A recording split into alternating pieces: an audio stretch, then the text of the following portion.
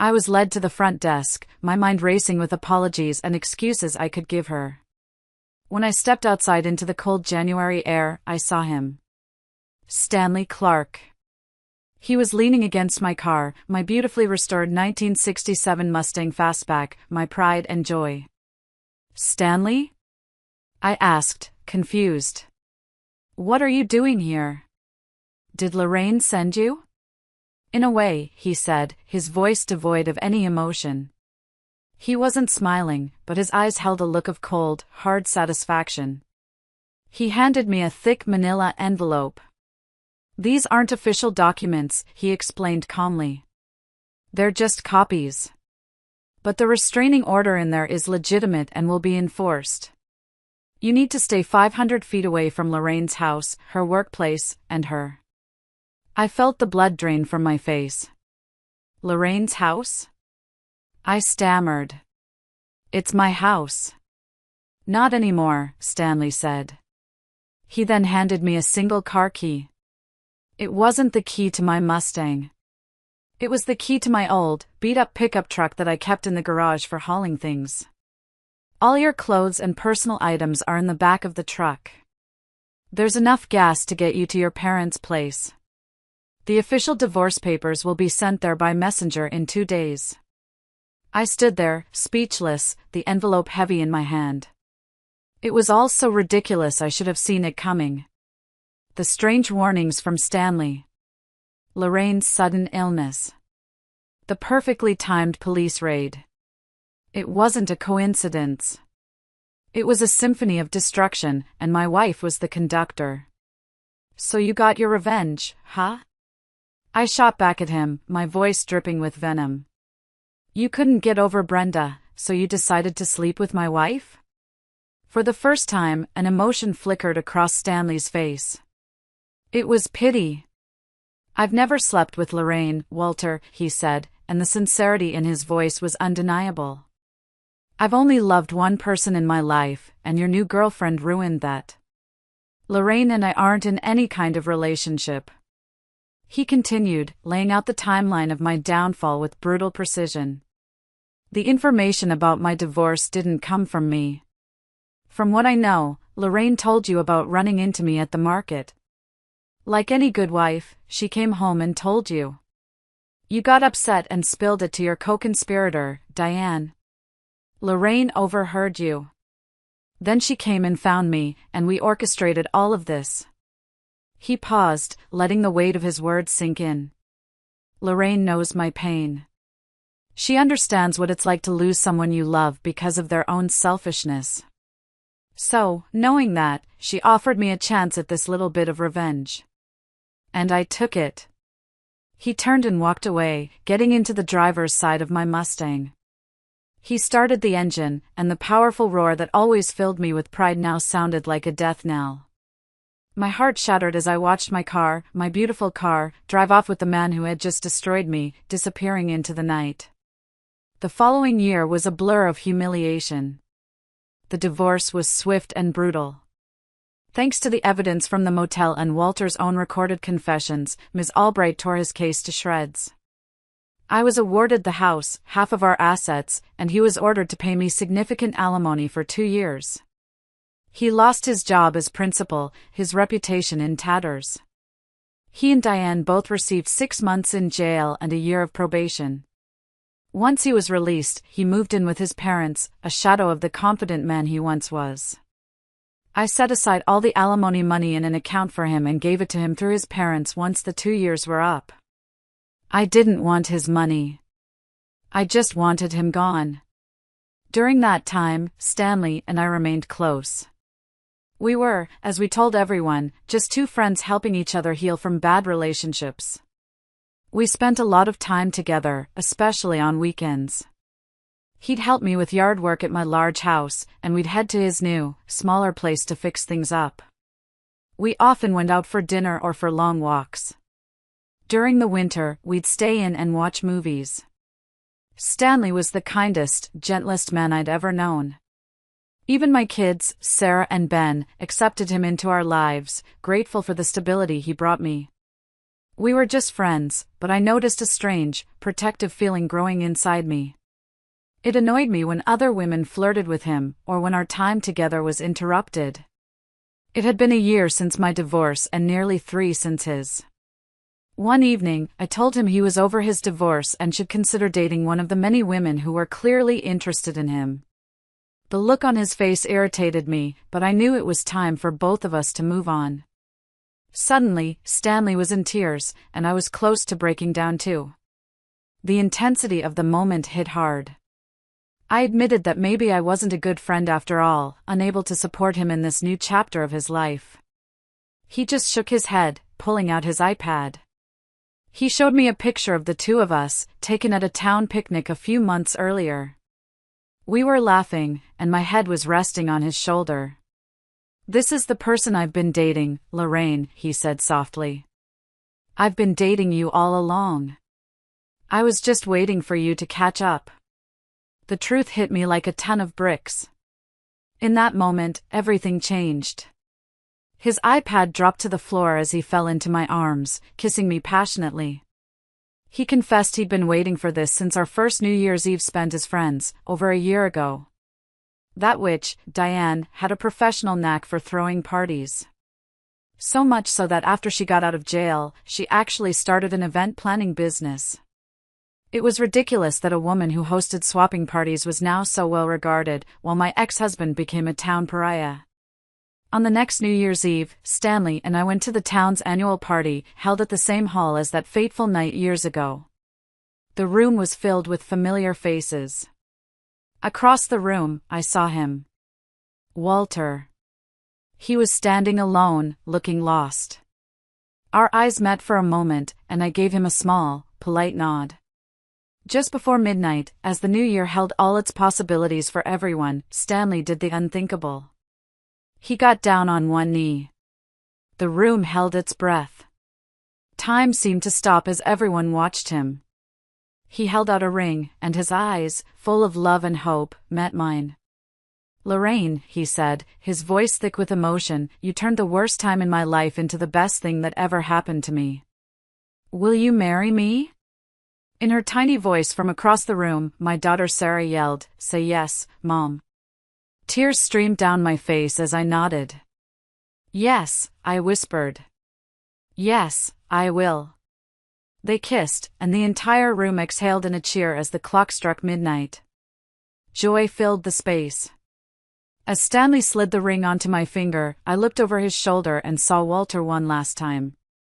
He was just standing there, watching the beautiful life I had built from the ashes of the one he had burned down.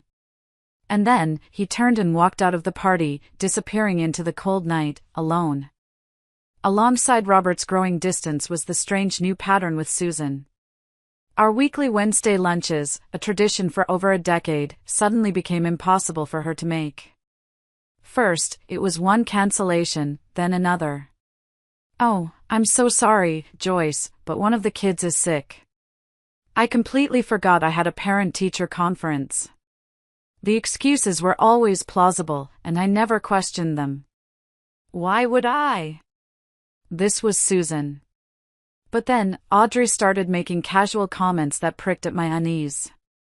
"Aunt Susan must have missed you today," she said one afternoon while doing her homework at the kitchen island. "What do you mean, sweetie?" I asked, looking up from chopping vegetables for dinner.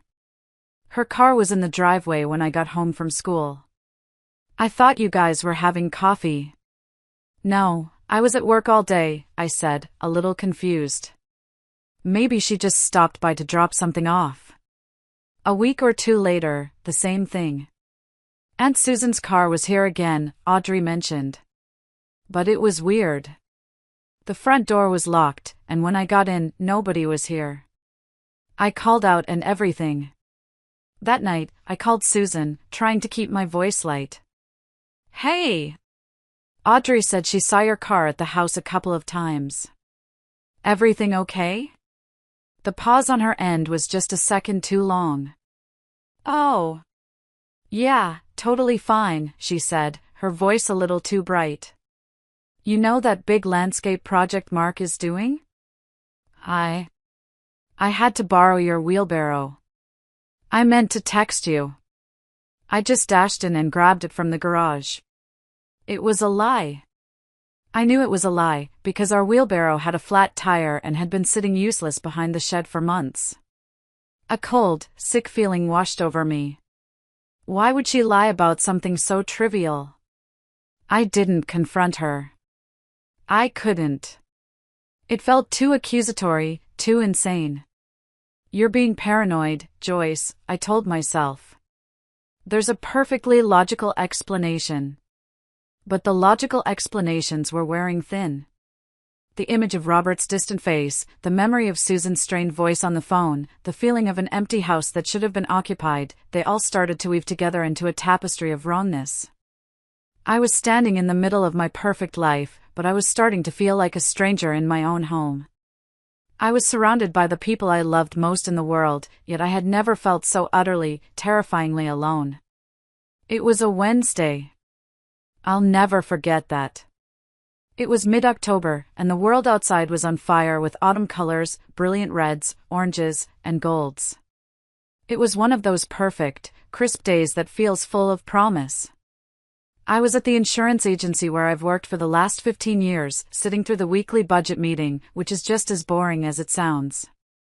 My boss, a well-meaning man named Gary, was clicking through a PowerPoint presentation, and I was trying my best to look engaged while mentally planning out what to make for dinner. My phone, tucked away in my purse on the floor, vibrated. I ignored it. A meeting was a meeting. A few minutes later, it vibrated again, a longer, more insistent buzz. I felt a tiny prickle of annoyance. I had told Robert and Audrey not to call me during the Wednesday meeting unless it was a real emergency. When the meeting finally wrapped up an hour later, I pulled out my phone. My stomach dropped when I saw the screen, 2 missed calls from Northwood High School. Every parent knows that jolt of ice-cold fear. A call from the school during the day is never good news. My hands were trembling slightly as I hit redial. The phone was answered by the school nurse, a kind woman named Carol whose calm voice had soothed many a scraped knee, including Audrey's. "Hi, Joyce," she said. "Just wanted to let you know Audrey is here in my office. She started having some really severe menstrual cramps after her lunch period. She's pale and doesn't look well at all. She'd like to go home for the day." Relief washed over me, so potent it almost made me dizzy. It wasn't a car accident. It wasn't a broken bone. It was just cramps. Awful, yes, but manageable. "Oh, of course," I said, my heart rate starting to return to normal. Poor thing. She gets them so badly sometimes. I can be there in 20, maybe 25 minutes to pick her up. "Well, that's the thing," Carol said, and I could hear a note of hesitation in her voice. She tried calling her dad first, since his office is much closer. She said she tried him twice, but both calls went straight to his voicemail. "She's feeling so miserable, she insisted she didn't want to wait for you to drive all the way out here. She's just going to walk home. She promised me it's only about a 10-block walk and that she'd text you as soon as she got there." A flash of hot irritation at Robert shot through me. Straight to voicemail? During the middle of the day? Where could he be that he couldn't even answer his phone for his daughter? "Okay, Carol, thank you for letting me know," I said, trying to keep the frustration out of my voice. "I'll pack up and leave right now. Maybe I can catch her on her way home." I grabbed my purse, gave Gary a quick, "family emergency, I have to go," and practically ran out to the parking lot. The beautiful autumn day now seemed mocking. I got in my car and immediately tried calling Robert. Just as the nurse had said, straight to voicemail. I tried again. Same thing. "Damn it, Rob, where are you?" I said out loud to the empty car. This next part of the story, the most crucial, terrible part, is not mine to tell, not really. It's Audrey's. I've had to piece it together from what she told me later, in broken whispers, her face streaked with tears, as we huddled together in the sterile anonymity of a hotel room. She told me she left the nurse's office, a temporary pass clutched in her hand. She walked out of the school's front doors into the bright sunshine, feeling woozy and sick. Every step was an effort. The cramps were a deep, throbbing ache in her lower back and abdomen. All she could think about was getting to her bed, curling up with our old heating pad, and falling asleep. She walked, block after block, her head down, her arms wrapped around her stomach. She passed the local library, the corner store where she and her friends bought candy after school, the park where she'd played as a little girl. Finally, she turned the last corner onto our street. Our house was at the end of the block, a familiar, welcoming sight. But as she got closer, she saw something that made her pause.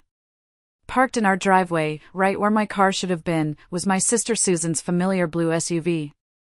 Audrey said her first thought was one of confusion, quickly followed by a flicker of hope. Aunt Susan is here.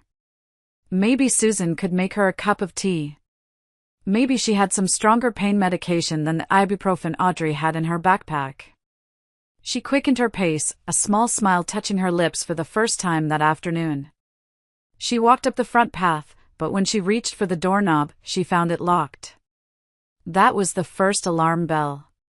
It was only 1:30 in the afternoon. We never, ever locked the front door during the day. A flicker of unease went through her.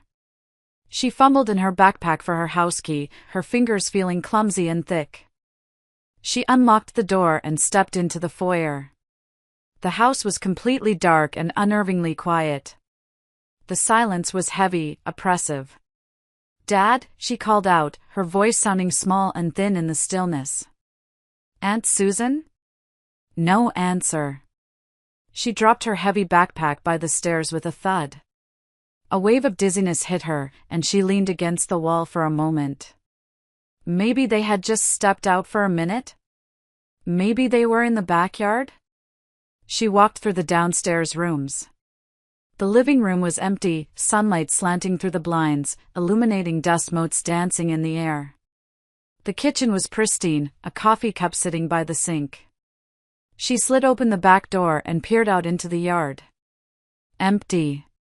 She even checked the garage, her heart starting to beat a little faster. Her dad's car was there, but he wasn't. It was when she came back inside, standing in the quiet hallway, that she heard it. A sound from upstairs. A low, rhythmic sound. A moan.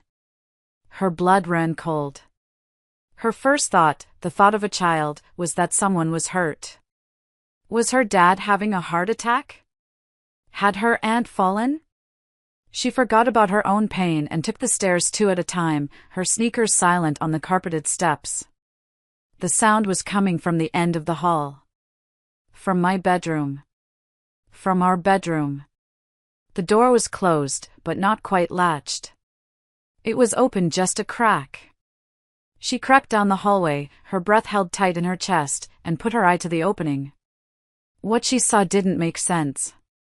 And then, in a sickening, horrifying rush, it did.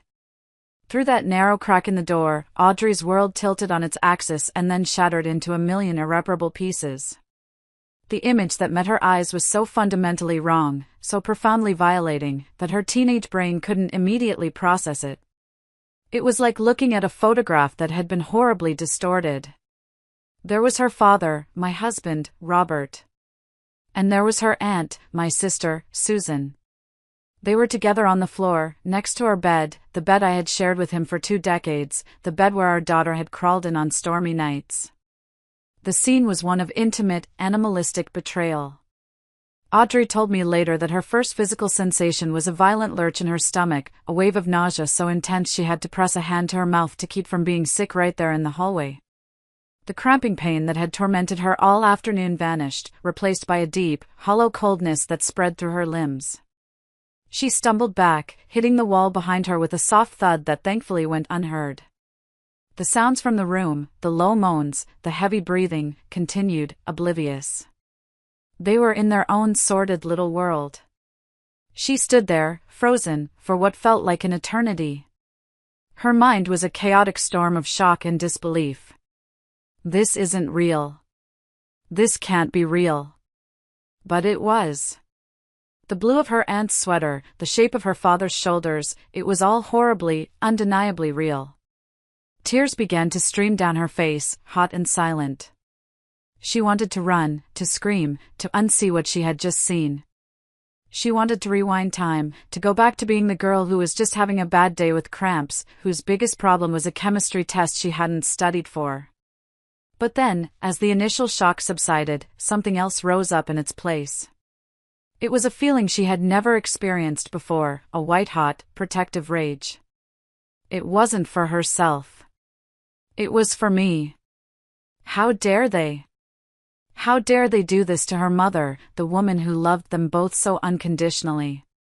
How dare they do it in my house, in my room, in my bed? The violation felt biblical. The betrayal was absolute. In that moment, a strange and chilling clarity descended upon her. With her hands shaking so violently she could barely control them, she reached into her pocket and pulled out her phone. She knew, with the cold, hard certainty of someone who has just had their innocence ripped away, that if she just ran, her story would be denied. They would twist it. They would call her a hysterical, imaginative teenager. They would say she misunderstood. They would lie to me, and maybe, just maybe, I would be desperate enough to believe them. She couldn't let that happen. She needed proof. Irrefutable, soul-destroying proof. She swiped open the camera app, her thumb trembling over the screen. She switched it from photo to video. She took a deep, shuddering breath that felt like it was tearing her lungs apart, held the phone up, and did the bravest, most terrible thing she has ever done in her life. This time, she didn't just peek. She pushed the bedroom door wide open with her free hand. It swung inward with a soft click. She stepped over the threshold and into the room, her phone held out in front of her like a shield, the small red light of the recording button glowing like a malevolent eye. The sound stopped instantly. Two heads snapped in her direction. Their faces, which had been contorted in passion, now registered a slow-motion sequence of emotions. First, confusion. Then, dawning recognition. And finally, as their eyes focused on the small, trembling figure of their daughter and niece standing in the doorway holding a phone, a look of pure, abject horror. The shame, the guilt, the sheer terror of being caught, it was all there, naked and ugly. Audrey's voice, when it finally came, was a raw, broken thing, laced with a venom she didn't know she possessed. "How could you do this to Mom?" she screamed, the sound tearing from her throat. "How could you do this to our family? And you?" She took a step forward, pointing the phone directly at Susan, who was now scrambling to cover herself, her face pale with shock. "You're her sister. I hate you. I hate both of you." She didn't wait for an answer. The sight of their horrified faces was all she needed. She lowered the phone, turned, and fled. She heard Susan shriek her name, a desperate, pathetic sound that echoed down the hall. "Audrey, no! Wait! Please, it's not what you think." She clattered down the stairs, her feet barely touching the steps. She could hear them scrambling behind her, fumbling with clothes, yelling her name, begging her to come back, to talk to them, to let them explain the unexplainable. But she didn't stop. She snatched her backpack from the floor, wrenched open the front door, and burst out into the beautiful, mocking sunshine of the perfect autumn day. And she just ran, with no destination in mind, only the desperate, primal need to outrun the poison that had just contaminated her entire world. She ran, and she didn't look back. While Audrey was running for her life, or at least from the wreckage of it, I was still in my car, navigating through the slow-moving afternoon traffic, completely oblivious. My world was still whole. My biggest concern was the worry etched on my daughter's face, a worry I assumed was caused by nothing more sinister than teenage angst or a fight with her father. I was a fool, living in a fool's paradise. The music on the radio was cheerful. I was humming along. My phone rang, its cheerful ringtone cutting through the music. I glanced at the dashboard display. It was Audrey. A wave of relief washed over me. She must be home already, I thought. Hey, sweetie, are you okay? I'm almost there, maybe 10 minutes out, I answered, my voice full of a warmth that now makes my stomach churn to remember. The sound that came back to me over the line was not my daughter's voice. It was the sound of a wounded animal. A desperate, gasping, soul-shattering sob that made every muscle in my body go rigid. The kind of cry that a mother knows in her bones means something is terribly, horribly wrong. Mom, she choked out, the word barely recognizable. Mom, please, you have to come. You have to come now. My knuckles went white on the steering wheel. Audrey? What is it? What's wrong? My voice shot up, sharp with panic. Are you hurt? Did someone hurt you? Where are you? Tell me where you are right now. My mind instantly flashed to the worst-case scenarios, a mugging, a car accident, some terrible predator. No! I'm okay, she sobbed, though she sounded anything but. Don't go to the house. Whatever you do, don't go home. Please, Mom, just come get me. I'm at the Overlook. You know, our spot. The Overlook. It was a small, secluded park on a bluff that looked out over 9 Mile Creek. It had been our place for years. We went there to celebrate good report cards, to mourn the loss of a pet, to talk through tough times. It was our sanctuary. Okay, baby, okay, I'm coming. I'm turning around right now. I'll be there in 5 minutes. Just stay on the phone with me. Talk to me, Audrey. What happened? Did you and your dad have a big fight? There was a strange, strangled sound on the other end, a mix of a sob and a bitter laugh. Just come, Mom, she whispered, her voice raw with a pain I couldn't comprehend. And please. I'm serious. Please don't answer your phone if Dad calls. Don't talk to him before you talk to me. Just, please, hurry. And then she hung up. The silence in the car was deafening. I sat at a red light, my heart pounding against my ribs like a trapped bird. Don't go home. Don't talk to Dad. The words echoed in my mind. A simple father-daughter argument didn't warrant this level of terror. This was something else. Something much, much worse. I executed a U-turn that made another driver honk and lay on their horn, but I didn't care. All that mattered was getting to my daughter. My mind was a frantic whirlwind, trying to piece together a puzzle with half the pieces missing. What could Robert have possibly done? Had he been drinking? Had he said something unforgivable? As if on cue, my phone started ringing. I glanced down. The screen glowed with his name, Robert. My thumb hovered over the green answer button, my instinct to talk to my husband warring with my daughter's desperate plea. Her voice, her terror, won out. I let it ring, the sound grating on my already frayed nerves, until it finally went to voicemail. A second later, it started ringing again. He was persistent. I stabbed the red ignore button, a sick, twisting feeling growing in the pit of my stomach. This was bad. This was really, really bad. I pulled into the small, gravel parking lot of the park, my tires crunching loudly. I killed the engine, my hands shaking as I unbuckled my seatbelt. I didn't even bother to lock the car. I just got out and ran. I ran down the familiar dirt path, past the old oak tree, toward the single wooden bench that overlooked the creek. And then I saw her.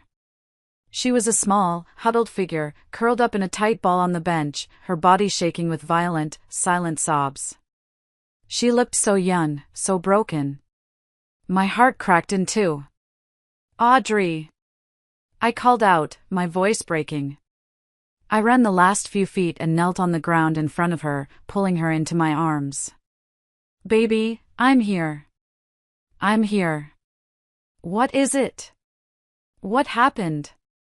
Please, you have to tell me. She clung to me, her face buried in my shoulder, her small hands clutching the back of my jacket like a lifeline. She couldn't speak, she could only cry, her tears soaking through my blouse, hot against my skin. I just held her, stroking her hair, whispering nonsense words of comfort, the way I did when she was a little girl who'd scraped her knee. But I knew, with a mother's intuition that is never wrong, that this was no scraped knee. This was a wound to the soul. And I had no idea how to fix it. We sat there on that cold park bench for what felt like an eternity. I just held my daughter, rocking her gently, as the sun began its slow descent, painting the sky in shades of orange and pink that felt like a cruel mockery of the ugliness that had invaded our lives. Gradually, her gut-wrenching sobs subsided into ragged, hiccuping breaths. The violent shaking of her body stilled. I pulled back slightly, cupping her tear-streaked face in my hands. "You have to tell me what's going on, sweetie," I said softly, my voice pleading. "You are scaring me to death. Did someone hurt you? Did Dad hurt you?" She shook her head, pulling away from me. Her expression was one I'd never seen before on her young face.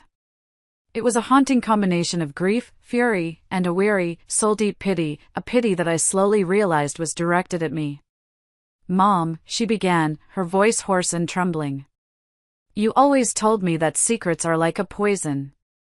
You said they fester in the dark and eat you up from the inside. You always said the truth, no matter how much it hurts, is always better than a lie."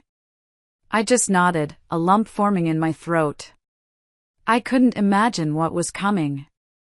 "Yes, honey. I always have."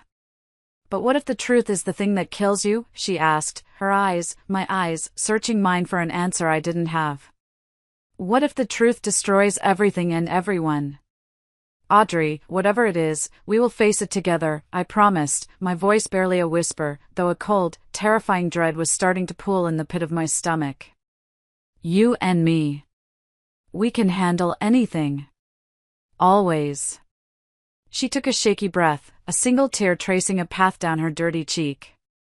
"Has Dad been calling you? Did he leave you a voicemail?" My hands were unsteady as I pulled out my phone. The screen was lit up with notifications, a dozen missed calls from Robert, a handful of texts. And one new voicemail. "Yes," I said, my voice tight. "He left one. Please listen to it," she said. Her voice was flat, devoid of emotion, which was somehow more frightening than her tears. With a sense of foreboding so thick it felt like I was moving through water, I found the voicemail and pressed play. Robert's voice, strained and artificially urgent, filled the quiet air between us. "Joyce, I need to talk to you. Audrey and I had a fight. A misunderstanding. She ran off. She's incredibly upset, and I don't think she fully understands what she saw. I'm out looking for her now. Can you help me? Please, just tell her to call me.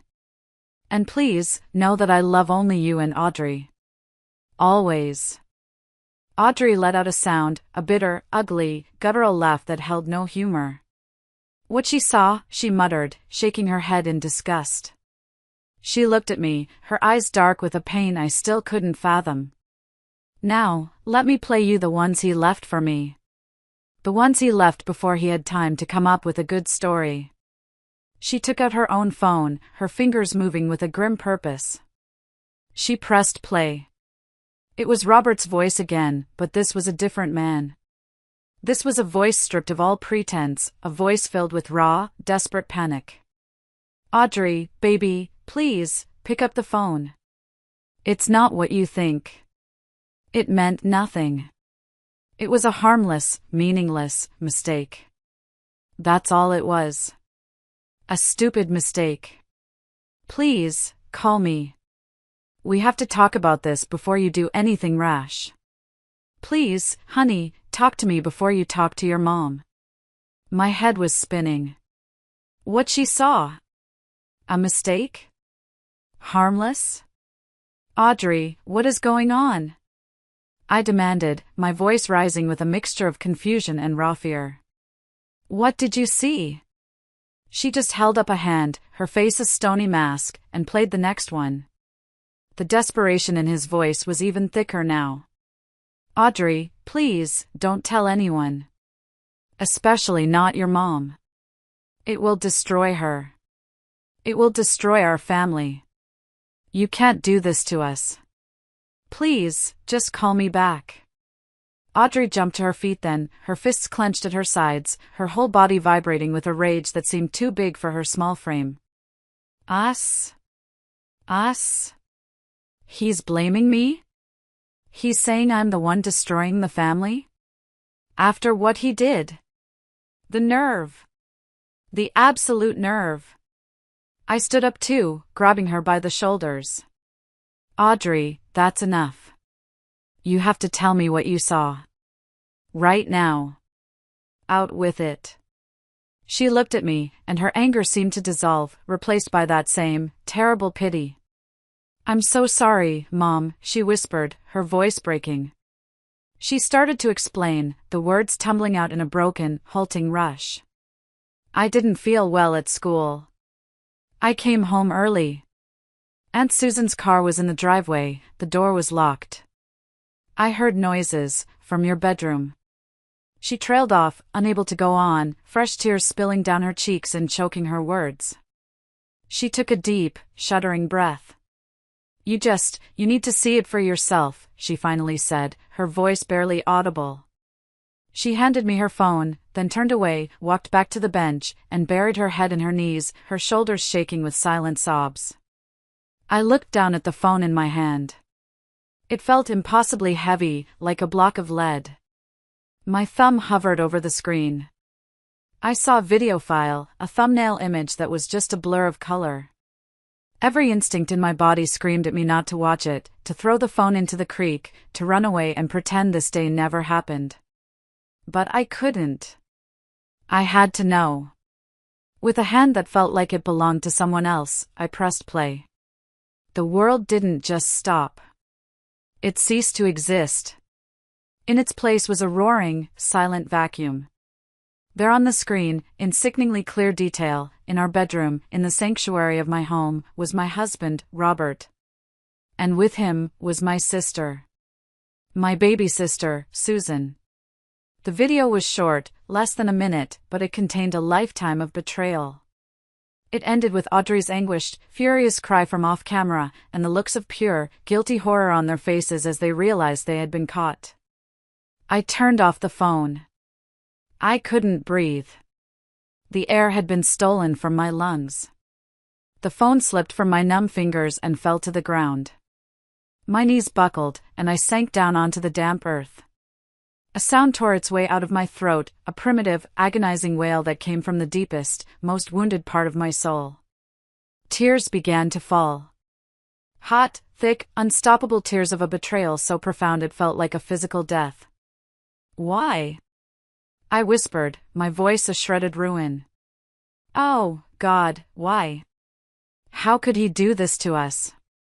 With my own sister, my sister, how could they betray me like this? Audrey came to me then, kneeling beside me on the ground, putting her small, strong arm around my heaving shoulders. I'm so sorry, Mom, she said, her own voice thick with tears.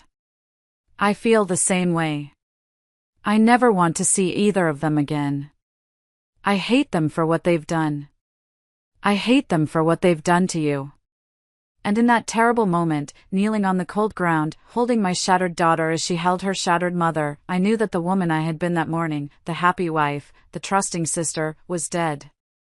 And I had no idea who, or what, would be left in her place. I don't know how long we stayed like that, kneeling on the cold, damp earth of the park, two broken figures clinging to each other as the world grew dark around us. Eventually, the chill in the air seeped through my clothes, and I started to shiver, a deep, uncontrollable tremor that came from bone-deep shock.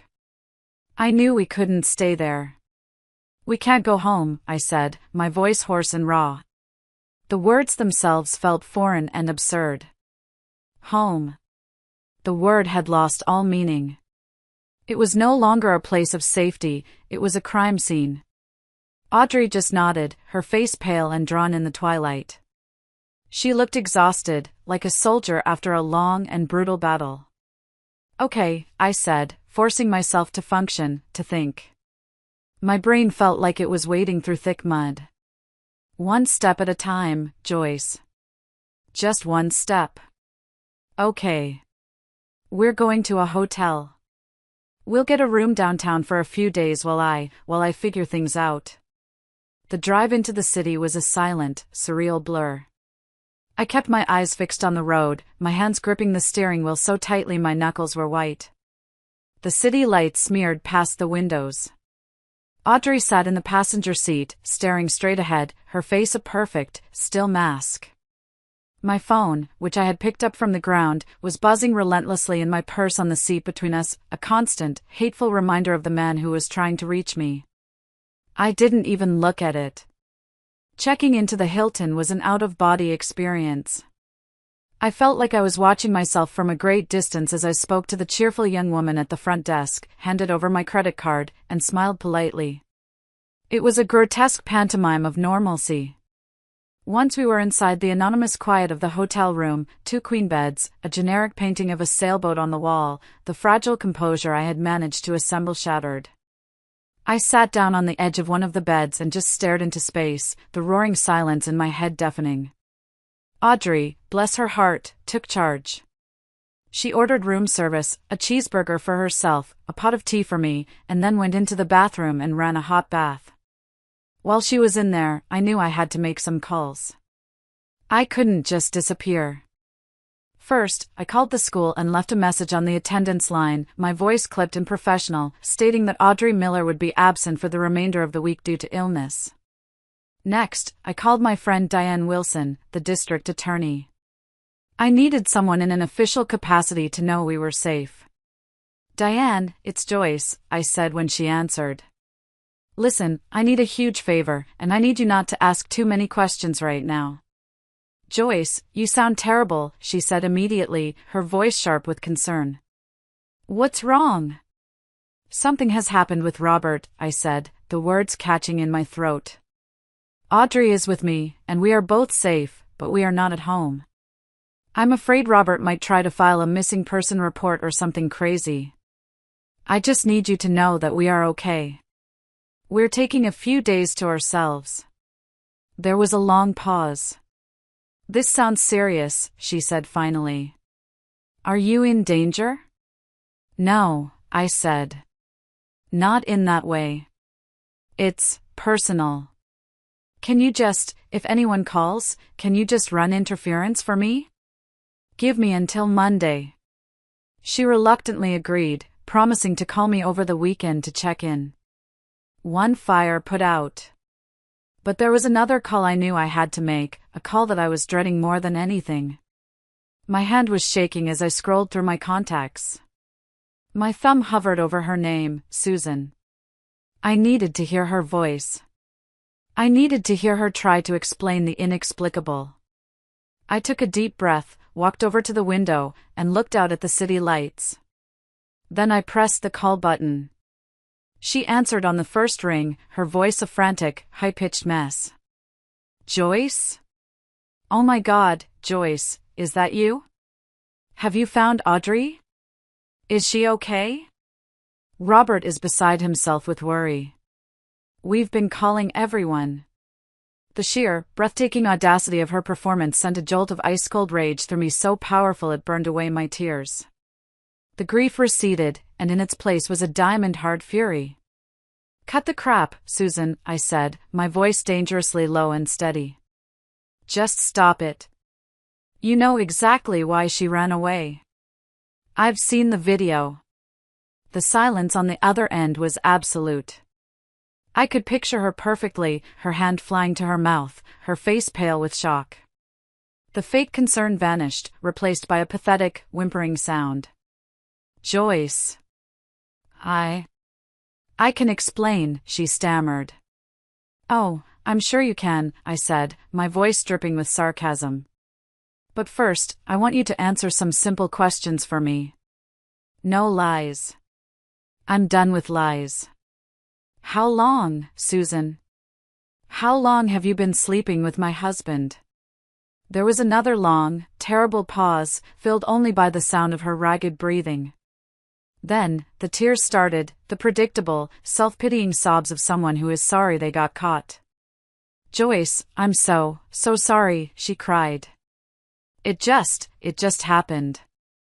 We didn't plan it. Once we started, we couldn't stop. But you have to believe me, it wasn't about you. It wasn't. It's not like we're in love or anything. It was purely physical. Just sex. That's all it was. I'm so sorry. You should be talking to Robert about this. I'm talking to you, my sister. I spat the word sister like it was poison. I'm asking you. How long? She sighed, a sound of utter, miserable defeat. About 10 weeks, she whispered. Every Wednesday. At your house. At my house. In my home. In my bed. The words hit me like physical blows. The rage I felt was so immense, so pure, it was almost clarifying. Why? I hissed into the phone, my voice trembling with the force of it. Why would you do this to me? Your own sister. The one who practically raised you. Why? And then came the excuses. The selfish, pathetic, textbook justifications that I will never, ever forget as long as I live.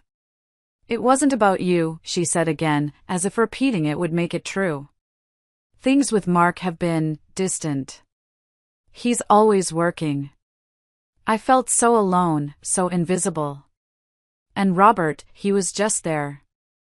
He listened to me. He made me feel seen.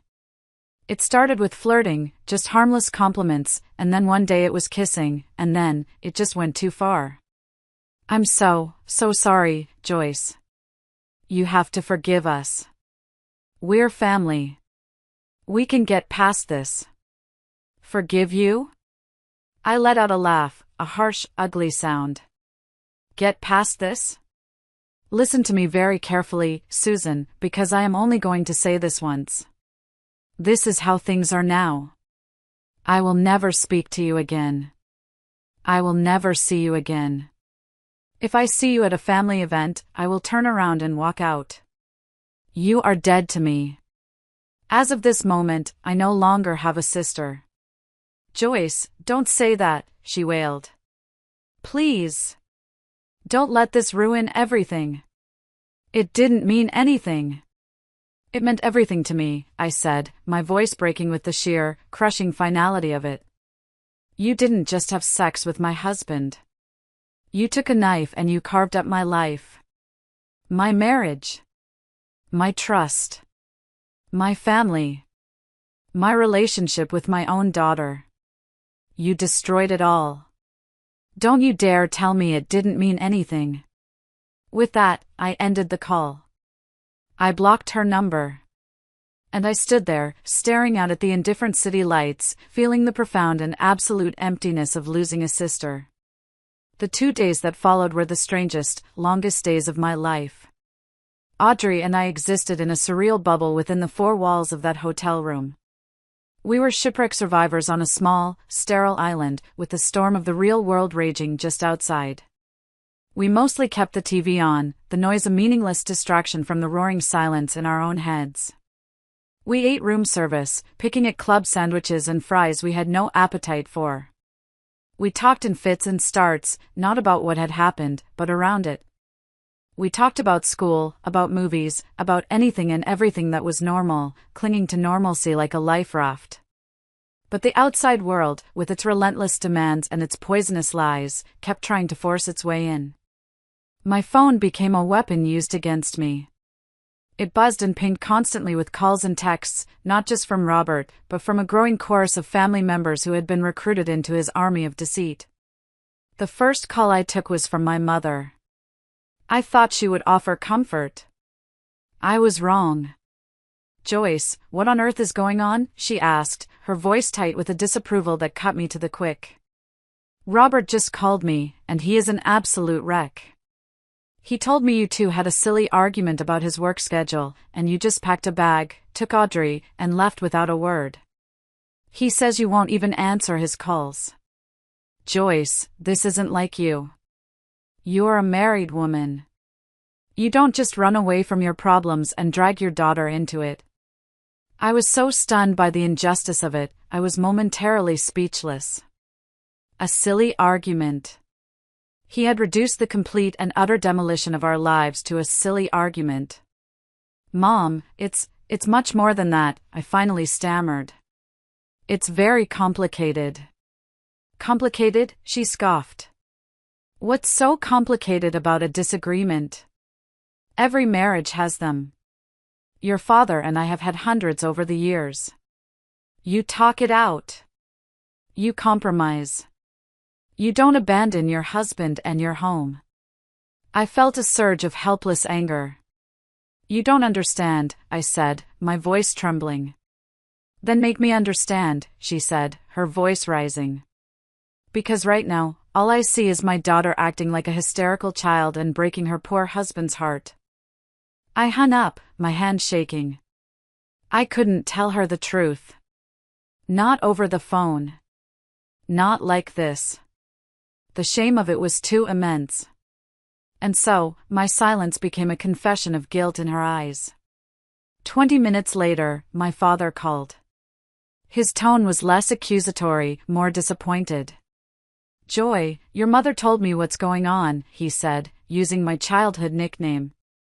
This isn't the way to handle things. Robert is a good man. Whatever this is, you need to go home and fix it. Then the calls started coming from my aunts, my uncles, my cousins. The story had clearly been spread far and wide. Robert and Susan had been very, very busy. They had crafted a careful, plausible narrative that painted me as an unstable, irrational woman and Robert as the poor, long-suffering husband. The most surreal, most infuriating call came from Mark, Susan's husband. He sounded genuinely worried and completely clueless. Joyce, hey, it's Mark, he said. Listen, Susan told me you two had some kind of big falling out. She's been crying for 2 days. She said you're furious with her because she borrowed a serving platter without asking? And now you're giving Robert the silent treatment too? Come on, Joyce. This is all getting a little out of hand, don't you think? Whatever is going on, you guys need to sit down and talk it out. Your family, for God's sake. A fight. About a serving platter. I almost laughed. It was so absurd, so insulting, it was almost brilliant in its pettiness. They had reduced my life-altering trauma to a squabble over a piece of kitchenware. And everyone was buying it. They weren't just lying to protect themselves anymore. They were actively, maliciously rewriting reality. They were gaslighting me on a massive scale, using our family's love and concern as their tools. And I, in my silent, grief-stricken state, was letting them. I was being isolated, painted as the villain in my own tragedy. Every unanswered call, every vague, non-committal text I sent back only served to reinforce their narrative. I would sit on the edge of the hotel bed, scrolling through texts from people I had known and loved my entire life, texts filled with misguided advice and thinly veiled accusations. Robert loves you so much. Don't throw away 20 years of marriage over a little spat. You need to think about what's best for Audrey. I watched my daughter see these messages pop up on my phone. I watched her face harden, her eyes fill with a furious, helpless anger on my behalf. They have no idea, do they? She said one evening, her voice a low growl. Dad and Susan haven't told a single person the real story. And now everyone thinks you're the crazy one. I just shrugged, a gesture of profound weariness that came from the very bottom of my soul. Let them think what they want, honey, I said, my voice hollow. We know the truth. But the truth felt very small and fragile in the face of their loud, confident lies. It was a second, more public betrayal, and in some ways, it was even more insidious than the first. They hadn't just broken my heart, they were now trying to break my spirit. We spent 10 days in that sterile, beige hotel room. 10 days of living in a strange limbo, suspended between the life that was gone and a future that was a terrifying, formless blank. I spent hours on the phone with lawyers, financial planners, and real estate agents. With each call, I was methodically dismantling the life I had spent 20 years building. It was like performing surgery on myself without anesthesia. I found a 2-bedroom apartment for rent in a quiet complex near Audrey's school. It was small and generic, but it was clean, it was safe, and most importantly, it was not my home. I signed the lease over the internet. I contacted my financial planner, a kind, practical woman named Gloria, and instructed her to begin the painful process of untangling my finances from Robert's. "Joyce, we need to move quickly to protect your assets," she advised, her voice all business. "I recommend we immediately transfer half of your joint savings into a new account solely in your name. Furthermore, I want to set up a significant portion of that into an irrevocable trust for Audrey's college fund. That will ensure that money is protected and cannot be touched during the divorce proceedings." The words, divorce proceedings, hung in the air, cold and final. I even called my own lawyer to update my will, changing the beneficiary on my life insurance policy from Robert to a trust for Audrey, and arranging for my parents to be her legal guardians if anything should happen to me before she turned 18. It was a morbid, heartbreaking task, but a necessary one. Every action was a small, decisive step away from the woman I used to be. All the while, the siege from my family continued. The pressure was immense and unrelenting. They weren't just suggesting I go home anymore, they were demanding it. My mother's calls had shifted from disappointed to angry. "You are being selfish, Joyce. You are tearing this family apart over your stubborn pride." Robert, the master manipulator, was playing the role of the devoted, heartbroken husband to an Oscar-worthy level. He was sending daily, saccharine texts about how much he missed us, how empty the house was without us, how he would do anything to make things right. He was painting himself as the victim, and me as the cold, unforgiving wife. I could see the toll it was taking on Audrey. She was quiet and withdrawn, but I could see a storm brewing behind her eyes. She saw how I was being portrayed, how the family she had always trusted was turning against me based on a complete and utter fabrication. She saw me trying to take the high road, trying to keep the sordid details private, but she also saw that my silence was being interpreted as guilt. My dignity was being twisted into a weapon against me. The breaking point came on a Thursday afternoon. I had just gotten off a particularly nasty call with my aunt, who had accused me of emotionally abusing Robert.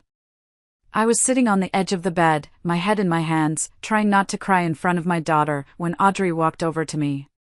She had been sitting at the small hotel desk, pretending to do homework, but I could see from the set of her jaw that she had heard everything. "I can't do this anymore, Mom," she said, her voice low and shaking with a controlled rage that was startling in someone so young. "I can't sit here and listen to one more person blame you. I can't let them think you're crazy or cruel.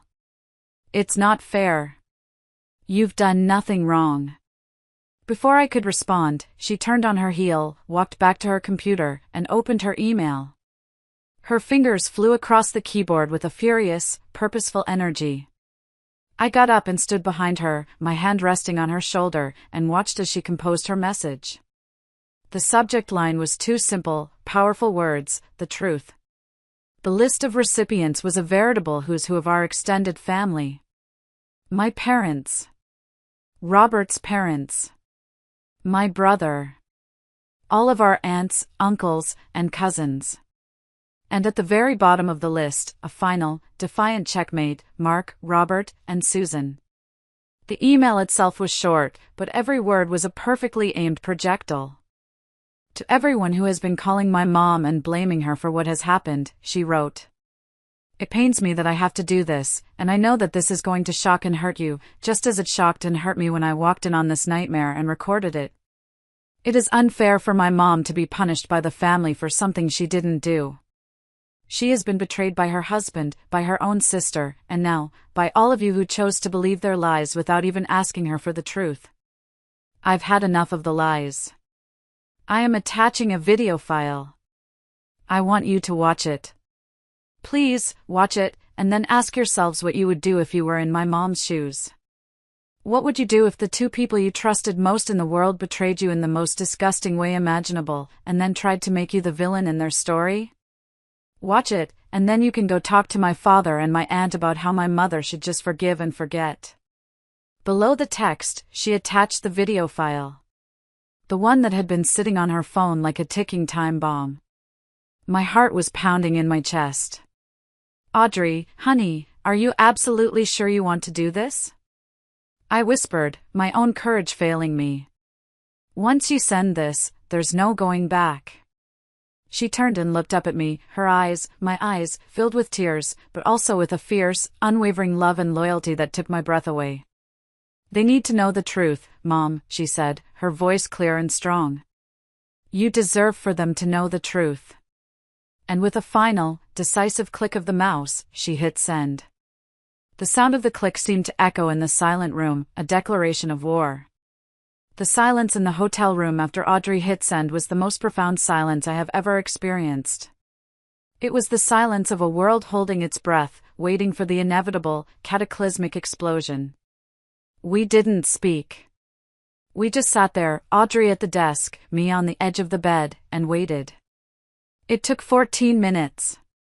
I know because I was watching the clock on the nightstand, the red numbers burning into my retinas. 14 minutes for the email to land, to be opened, for a video to be played, for a world to be shattered. My phone rang first. The caller ID said Mark. Susan's husband. My stomach twisted itself into a painful knot. This was it. I took a deep, shuddering breath and swiped to answer, putting the phone on speaker so Audrey could hear. Joyce? His voice was a strangled, hoarse whisper. It was the sound of a man who had just been punched in the gut. I heard a choked sob, then another. Joyce. I just saw it. The email. The video. Oh, God, Joyce. I am so sorry. Mark, it's not your fault, I said softly, my own voice thick with emotion. She's gone, he said, his voice cracking completely. I watched it, and I just pointed to the door. I told her to pack a bag and get out of my house. I don't even know what she said. I couldn't hear anything over the ringing in my ears. To do that to you, her own sister, and in your house. God, Joyce. He started crying then, deep, ragged sobs of a man whose life, like mine, had just been revealed to be a lie. We stayed on the phone for a few more minutes, two strangers bound together by the same terrible betrayal, offering what little comfort we could. After I hung up with him, the deluge began. It was as if a dam had broken. My phone and Audrey's phone started buzzing and ringing in a frantic, non-stop cacophony. A text from my older brother, David, I am sickened and horrified. I am so sorry, Joyce. I was a fool to doubt you. I'm getting in my car and coming to you right now. Just tell me where you are. A missed call from my father. A text from my Aunt Carol, oh, my dear God. That poor child. That monster. And then, a call from my mother. I hesitated, my heart pounding with a mixture of anger and dread. I answered it. For a moment, all I heard was weeping. Joyce, she finally managed to gasp out, her voice shredded with guilt. Oh, my baby girl. I am so sorry. We were so wrong. We were so wrong. We didn't listen to you. We believed him. How could she, how could he, and that poor, sweet child, my own granddaughter, to have to see that? She broke down completely then, unable to speak through her sobs of shame and profound regret. I didn't say I told you so. I didn't have to. I just listened, and for the first time, I felt a flicker of pity for her. For the next hour, it was a constant, overwhelming stream of calls and texts. Apologies. Shock. Disgust. Horror. Outrage. The family that had been so united in their condemnation of me was now united in their righteous fury against Robert and Susan. The web of lies they had so carefully, so maliciously constructed, had been utterly obliterated in an instant by one brave, angry 15-year-old girl and a 45-second video clip. The truth, it turned out, was a powerful, cleansing fire. Robert tried to call me a dozen times in a row. I watched his name flash on the screen and felt nothing but cold, empty contempt. I didn't answer. He then sent a barrage of frantic, pathetic texts. "Joyce, please pick up. We need to talk. Don't listen to them. This is a misunderstanding. We can fix this." Fix this? The arrogance, even in his desperation, was staggering. Susan, I heard later from my brother, had turned off her phone and disappeared. Lying in the dark in the hotel room that night, with Audrey finally, mercifully, asleep in the bed next to me, I felt a strange and profound sense of calm wash over me for the first time in what felt like a lifetime. The pain was still there, of course. It was a deep, gaping wound in my chest that would take a long, long time to heal. But it was no longer infected with the poison of injustice and isolation. The truth was out. I wasn't crazy. I wasn't the villain. I was the one who had been wronged, and now, everyone knew it. The next morning, I called Helen, the divorce lawyer Diane had recommended, and made an appointment to come in and sign the retainer. The fight wasn't over, but the war had been won. Voice becomes softer, more direct and intimate. And you know, that feeling, the feeling of not being alone anymore, it's everything. When you're in that dark place, feeling like the whole world is against you, just one person standing in your corner can feel like an army. That night, I felt like I had my whole family back. It's what gave me the strength to face what was coming next. If you're still listening, could you please do me a favor and like this video and comment the number 1 down below? It lets me know you've given me a like, and it tells me that you're here with me on this journey. Your support is a huge encouragement for me. Please, comment the number 1, and then I'll tell you what happened next. Filing for divorce was both the easiest and the hardest thing I've ever done in my life. The decision itself was simple, immediate, and absolute. There was no other path. The life I had with Robert was over the moment I saw that video. But the process, the legal machinery of dismantling a 20-year marriage, was a brutal, soul-crushing grind. Robert, stripped of his family's support and facing utter disgrace, did not go quietly. At first, his desperation turned into a strange kind of belligerence. His lawyer, a slick, expensive man in a tailored suit, initially argued that it was a temporary lapse in judgment and that for the sake of their daughter, we should try counseling. My lawyer, Helen, a brilliant and ferocious woman who looked like a sweet grandmother but had the heart of a pit bull, shut that down immediately. Then, he tried to fight for the house and for joint custody of Audrey. It was a move born of pure spite. He knew he didn't have a legal leg to stand on, but he wanted to drag me through the mud, to make the process as painful and expensive as possible. The custody hearing was the final, ugly battle. It was held in the judge's private chambers. It was the first time I had been in the same room as Robert in over 8 weeks. He sat across the polished table from me, looking haggard and aged. He wouldn't meet my eyes. The judge, a stern-faced woman in her 60s, was initially inclined to grant a standard 50-50 custody arrangement, citing the importance of a child having both parents in their life. My heart hammered in my chest. I couldn't bear the thought of forcing Audrey to spend even one night under his roof. That's when Helen played our final card. "Your Honor," she said, her voice calm and respectful. "Before you make your final ruling, my client's daughter, who is 16 years old, has requested to speak with you privately." The judge looked surprised but agreed. Audrey, looking so small and yet so incredibly brave in a simple blue dress, walked from the waiting area to the judge's desk. Helen and Robert's lawyer were present. I waited outside, my hands clenched into fists. Audrey told me later what she said. Her voice, she said, was shaking, but she never faltered. "Your Honor," she began. I love my father, but I cannot live with him. What he did, with my mother's own sister, has damaged our relationship beyond repair. If you give him custody, I will run away. I will not spend a single night in his house. I need you to understand what I walked in on. I need you to understand what he did to my mom. And then, she took out her phone, the same phone, and handed it to the judge. The judge watched the short, terrible video, her expression shifting from neutral judicial calm to one of visible disgust. She handed the phone back to Audrey, her face a stony mask. When they returned to their seats, the judge's decision was swift and absolute. I am granting 100% sole legal and physical custody to the mother, Ms. Joyce Miller, she declared, her voice ringing with finality.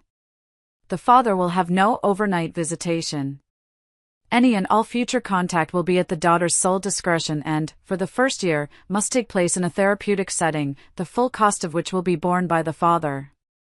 I watched Robert's face completely crumble. He had lost. He had lost his daughter, his dignity, his family. He had lost everything. The division of assets after that was straightforward, a clean 50-50 split. I didn't fight for a penny more than I was owed. I didn't want his money, tainted as it was. I just wanted my freedom. I wanted my daughter. And I got both. It's been a little over a year now since the divorce was finalized. The dust has finally settled, and a new kind of normal, a quiet, peaceful normal, has taken its place. Audrey and I live in our little two-bedroom apartment. It's not the big house on the tree-lined street, but it's ours. It's our sanctuary. We filled it with second-hand furniture we found at thrift stores, paintings Audrey made in her art class, and lots of plants. It's a place of peace, a place that feels like home. We both went to therapy. It wasn't easy, but it was necessary. It helped us unpack the trauma, the anger, the profound sense of grief. It helped us learn how to talk about what had happened without letting it consume us. My bond with Audrey, forged in the fires of that terrible time, is stronger and more precious to me than anything on earth. She's thriving now, a senior in high school, with a part-time job at the local veterinary clinic and a bright future ahead of her. She is my reason for everything. My relationship with my family has been a slow process of rebuilding. My parents and I are close again, but there's a scar there. The memory of their doubt, of how quickly they took his side, is a shadow that will likely never completely fade. My brother, David, has been my staunchest ally, a true rock. And Mark, Susan's ex-husband, has become one of my dearest friends. We have a unique, unspoken bond. We check in on each other, send each other funny texts, and occasionally meet for coffee. He is rebuilding his life, just as I am. I have not spoken a single word to Susan since that last, terrible phone call. I heard through the family grapevine that she moved a few states away. My parents talk to her, but we have an unspoken agreement that her name is not to be mentioned when I am around. Forgiveness is a complex thing. Maybe one day I will find it in my heart, but that day is not today. As for Robert, he sold the house and moved to a different city. He lost his partnership at the firm, the scandal was too much for his colleagues to stomach. He pays his child support on time every month, a silent, electronic reminder of the life he threw away. Audrey has still refused all contact with him. That is her choice, and I will support it until the day I die. I've learned a lot this past year. I've learned that you can survive the unimaginable. I've learned that the life you thought was perfect might just be a beautiful cage. And I've learned that true strength isn't about never falling, it's about the quiet, stubborn courage it takes to get back up, piece by agonizing piece, and build a new, better life from the ashes of the old one. It's not the life I ever would have planned for myself, but it's real. And it is entirely, wonderfully, mine. Thank you so much for taking the time to listen to my story. It means more to me than you can possibly know. If any part of this resonated with you, if you've ever felt betrayed or have had to find the strength to start over from scratch, please consider sharing your own thoughts or words of encouragement in the comments below. Knowing that we're not alone in these struggles is what gives us the strength to heal. Thank you again, and be well.